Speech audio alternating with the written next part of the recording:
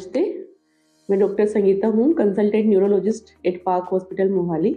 ये दीपेश है। जब हमारे पास में आया था तो ये 3 दिन से चल नहीं पा रहा था, हाथों पैरों में कमजोरी थी। फिर हमने इसकी बीमारी पहचानी तो इसको जीबीएस करके डिजीज़ होती है न्यूरो में, एनसीवी से उसका डायग्नोसिस हुआ। फिर हमने इसको IVIG ट्रीटमेंट दिया। अब दीपेश पूरी तरह से ठीक है। दीपेश अपना हाथ उठाओ।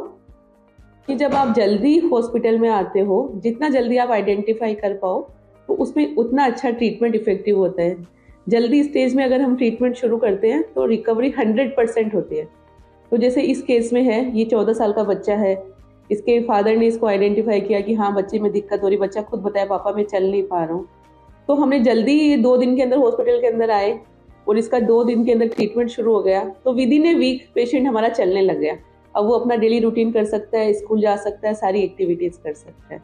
तो अगर किसी भी इसी प्रकार के किसी को भी ऐसे सिम्टम्स हो कि हाथ पैर में कमजोरी आ रही है, चलने में दिक्कत हो रही है, तो आप नियर बाई डॉक्टर्स को संपर्क कर सकते हैं या यहाँ पे पार्क हॉस्पिटल में आई एम न्यूरो फिजिशियन है।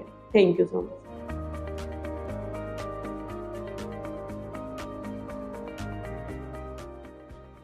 नमस्कार, मेरा नाम डॉक्टर पंकज जैन है। मैं सीनियर पीडियाट्रिशियन हूँ यहाँ पे पार्क हॉस्पिटल मोहाली में। आपके साथ एक मैं शेयर करना चाहता हूँ। एक हमारे यहाँ बच्चा आया था 14 साल का, दीपेश कुमार चौधरी। थोड़ा सा एटिपिकल सा केस था शुरुआत में।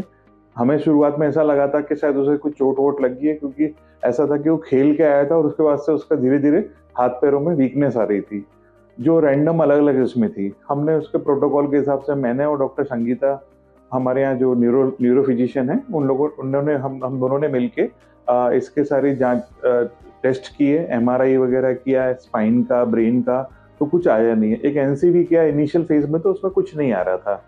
तो फिर इसका जो प्रेजेंटेशन था थोड़ा सा एटिपिकल था। फिर हमने इसका जो डॉक्टर संगीता ने जो बाद में गाइड किया कि इसको है ना रिपीट करके देखते हैं NCV, तो उसमें हमें पकड़ में आया कि इसको गुइलेन-बेरी सिंड्रोम है, पर थोड़ा एटिपिकल था। एटिपिकल इस तरह से कि ये है ना स्लो प्रोग्रेसिंग था। यूजुअली स्लो प्रोग्रेसिंग होते नहीं है, और इस तरह से अलग अलग एसिमेट्रिकल इतना रहता नहीं है जितना उस बच्चे को था। पर चलिए, अच्छा हुआ जैसे भी करके उसे पता चला। बच्चा क्योंकि हमारे पास बहुत तकलीफ में आया था, वो साइकोलॉजिकली डिप्रेस था। फिर हमने साइकेट्रिस्ट को भी इन्वॉल्व किया, डाइटिशियन को भी इन्वॉल्व किया, फिजियोथेरेपिस्ट को इन्वॉल्व किया। तो सब पूरे टीम वर्क के हिसाब से वो धीरे धीरे बच्चा ठीक हो गया, और आज हमारे पास फॉलोअप पे भी आया था, और आज वो खुश भी है और बिल्कुल अच्छे स्वस्थ है, और कोई तरह की वीकनेस नहीं है उसमें। Thank you.